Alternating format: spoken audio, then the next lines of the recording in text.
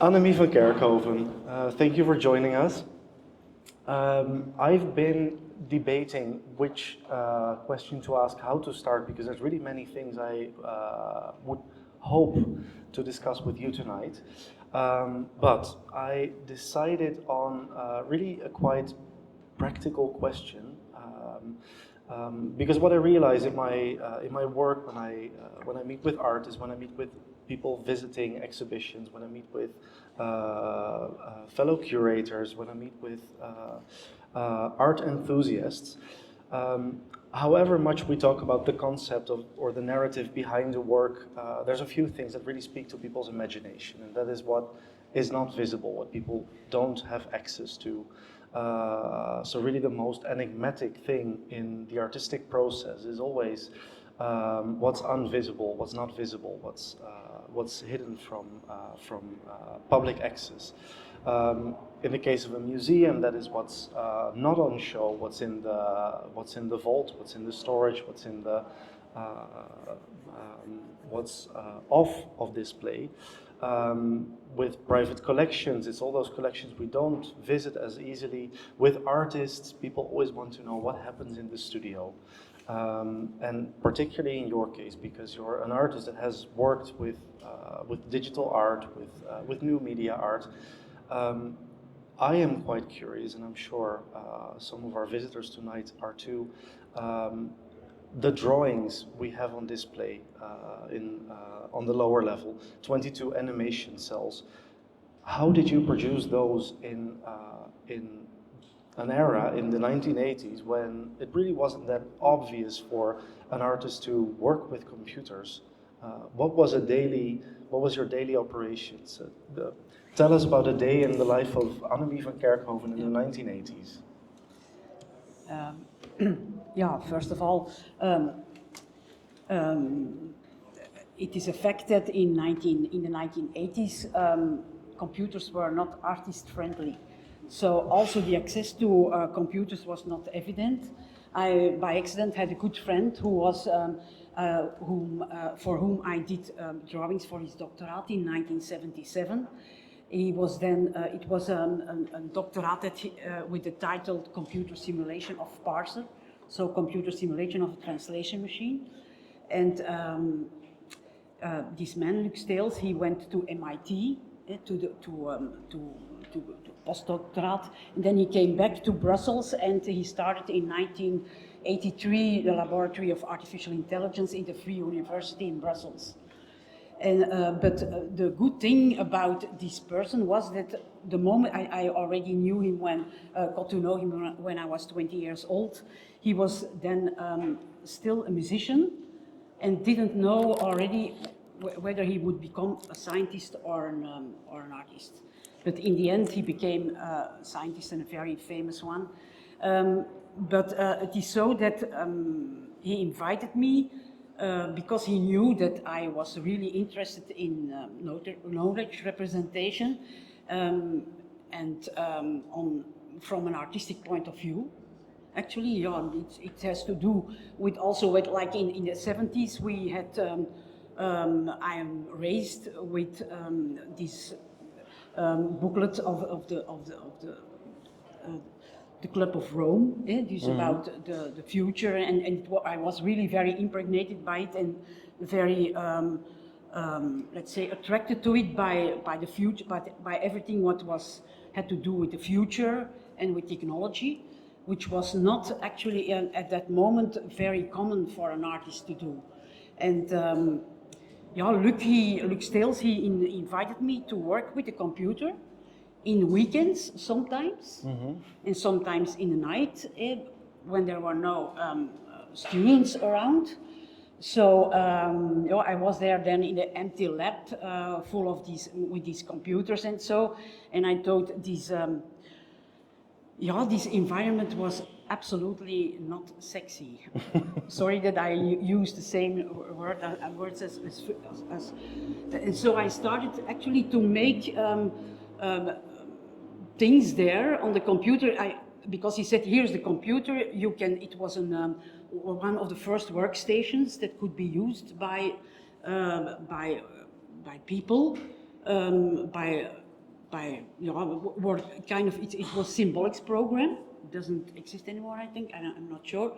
And I remember that while I was working there was this invention that came, the mouse, and it was because it was really a very big gray thing with a tail, and it was very laughable in the beginning.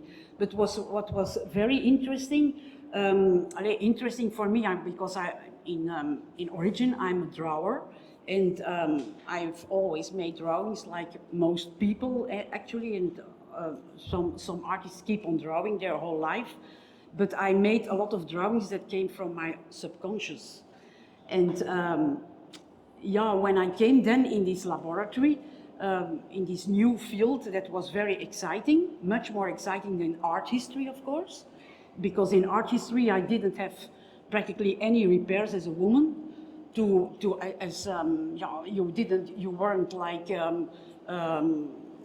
encouraged to be groundbreaking or avant-garde. People just thought it was silly or anyway. And it was until the beginning of the 90s actually that it was commonplace in the art world that computers were actually it was for economics, for boekhouders, what do you say? For accountants. Yeah. And so what I did was I came then in this thought, what am I going to draw? And then I started actually making, it came out of nothing, a mandala, actually elements for a mandala. So, but what was very special, of course, you could draw with this mouse, but you could not draw lines. Like every kind of line had the name of a scientist. So you had to choose for a specific line with a name. I had to write down all these names, and then the sort, like it was a bending or lines like that or straight. Every line had its own name and inventor, and it was of course not a very artist-friendly thing, especially not in the beginning. It was only meant for the students and for the scientists to make schemas and tabellen. So I thought, yes, so I started then making these mandalas, horses, castles, men, and then fourth thing, but I forgot now, sorry. But then the skulls. Yeah, no, that came later, Yeah. The skulls came later, because at a certain point it was very interesting. Luc Steels gave me the opportunity during the 80s, from 1983 on, to go on a regular basis to these conferences of artificial intelligence in Europe. And so there was one in Milan, in Brighton, in Paris, several ones, and he made it possible that I could attend as an artist. Of course, most of the things. And for our understanding, those are conferences for aimed at scientists. This is a scientific world. But I suppose you're the only artist attending. Yes, and of course it was.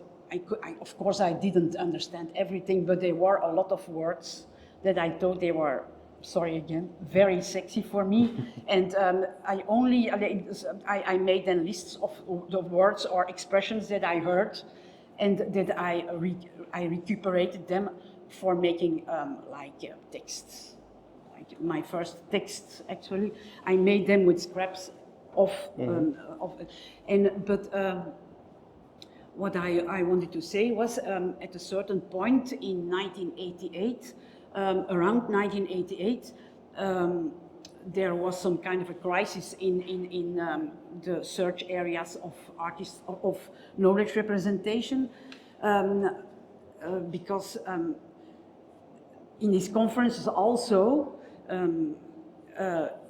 there were two camps actually. It was the cybernetics and artificial intelligence, which was very interesting, very puzzling also, because like the middle of Europe, the scientists who were coming and who were speaking from the middle of Europe, so from Switzerland on, and then going more like the Balkan and so, a lot of people from there.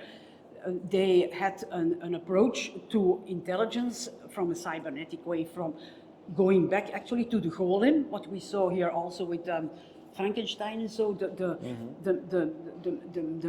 man as a machine, actually a robot. And robot is also an Czech word, I think. Yeah, it's a Czech word.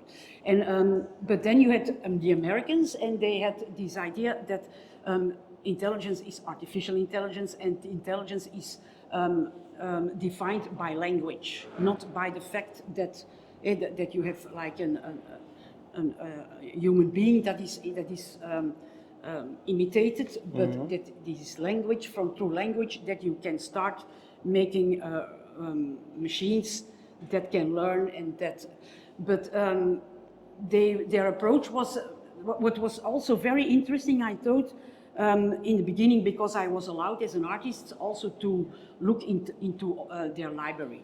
All these very recent books that nobody could read. I could read in papers from people, and that was so interesting, because what they were doing is they were trying to go to find out what is creativity, and they were really dissecting everything what was at the core of psychology and philosophy. And so that in a way, all these different steps in their investigations, when you looked at the heads of the chapters, it was like contemporary theology. And yeah. And a follow-up question on that, because some of the words from those conferences, from those texts, from that literature, some of those feature in your film, the film we have running downstairs. How did you? What selection did you make? How did you decide on which words to use and which ones to drop? Yes. It was in 1988. In 1986, I went to this European Conference of Artificial Intelligence in Brighton. And there, I attended 6 or 7 of the conferences, and what I did was because I was, that's what I wanted to say. In 1988, there was some kind of a crisis, because they didn't go any. They had some kind of a crisis in the research, because they couldn't find a way to make intelligence machines. And actually at that moment they went, how can I say, they didn't want to use the word in artificial intelligence anymore. They called it then artificial dan kan ik daar toch niet op komen, zeker? Artificial life. Artificial. Is that what you meant? No, something else. But yeah, anyway.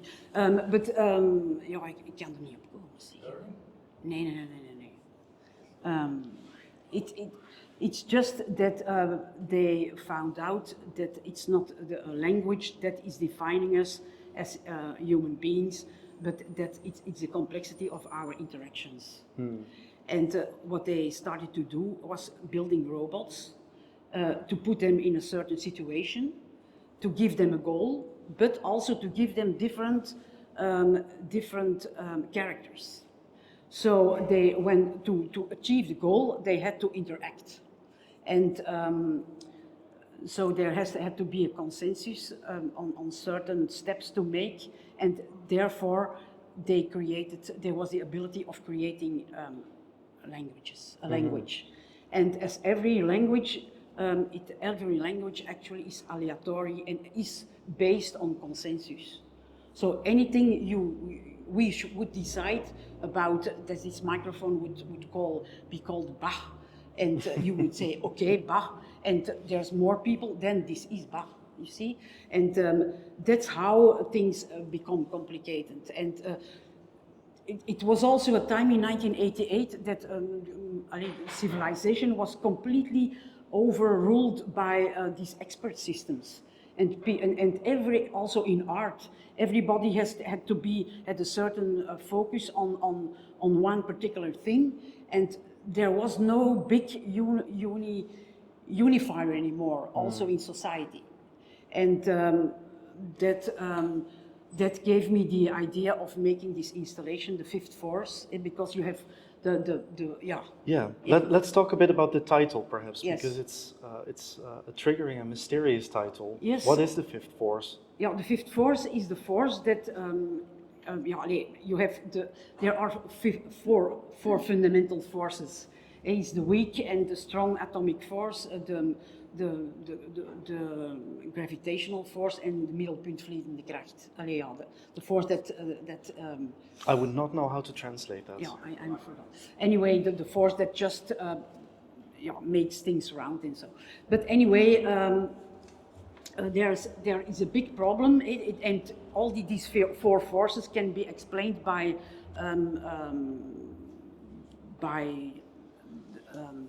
the theory of Einstein, but there is missing a force, a fifth force.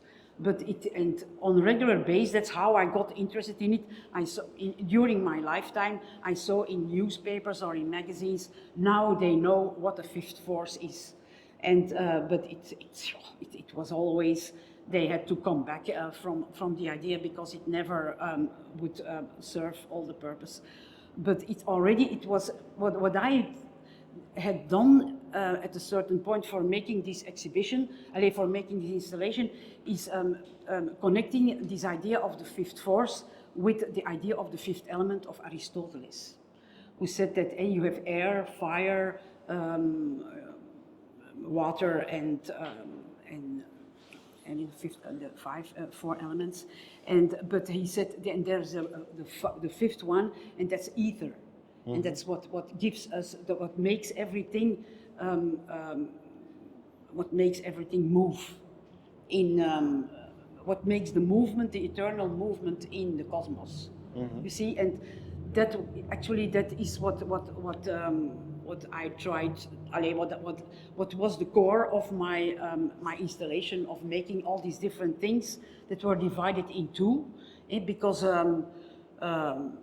When you want to go in a certain direction, you need 2 feet. You can hear in 3D with 2 ears. You can see in 3D with 2 eyes, and that's why I with this right and left hemisphere mm-hmm. of the brain. So I've been somehow playing with all these different ways of dividing things, mm-hmm. but also of unifying things. So the distortion in the faces have a left and a right component in the film that relates to those opposing elements.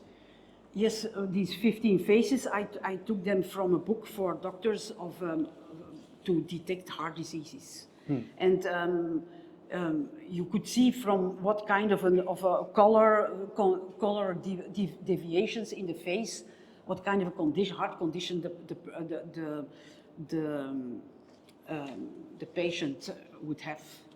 And it's just that my main idea was at that moment especially, of course a lot happened in between, 40 years. At that moment I was really convinced that the phenomenon thinking is some kind of a bad thing. That was some kind of schimmel, a fungus. A fungus? A fungus ruling overtaking the earth, and that had to be countered by art, actually. Mm-hmm. Yeah. Perhaps that's a bridge to the one image we've had on screen.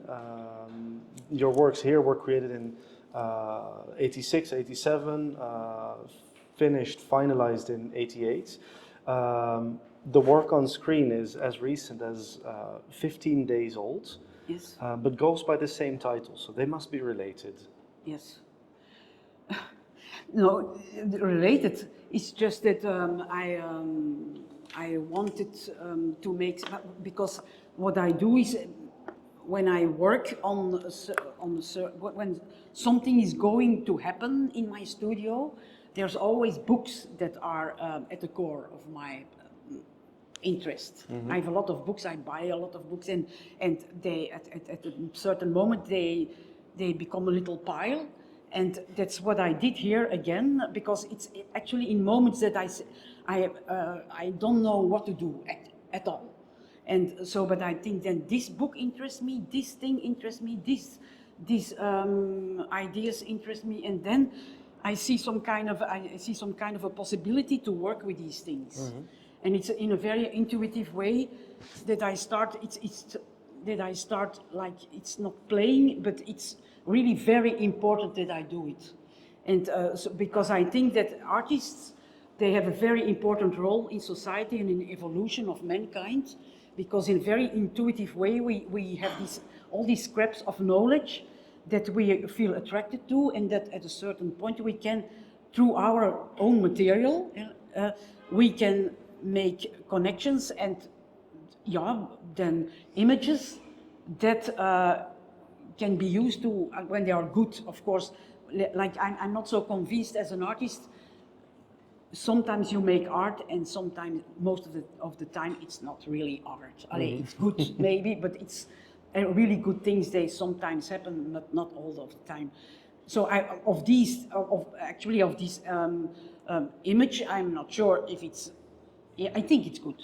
Because I saw reactions of some people, and that's how you get to know. Of course, the only thing as an artist you know is it's finished. I have to stop, because it's oscillating in my mind. And what I did here was just making a connection of an architectural invention of an architect of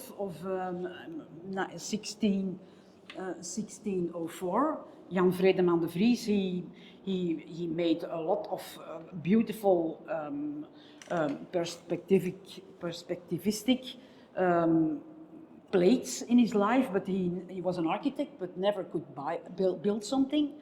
And what I did was I was then also reading about a person, Thurneiser, von Thurneiser, mm-hmm. also from that same period, a Swiss person who had different lives actually, but at a certain point he was he was an alchemist, and who found out at a certain point, he was based in Bern, Basel, he found out a fifth element called laudanum, opium, a sort of opium, mm-hmm. And it's that gave me the idea of making actually this work, starting from 5 yellow elements, and then making then inventing 5 figures who were acting in a different way, each to one of these yellow things, and then there's shadows as well. It's something I cannot say. It's a constellation of yes. ideas, of fragments that yes. oscillates until it becomes a work of art. Yes, I think so. And left you see then an old drawing of me, of a woman riding some kind of a toy horse. But I cannot. The only thing is, it's called the 5th element, mm-hmm. but I cannot say more at this moment about it, actually. But it is about specialization and mm-hmm. the dangers of it.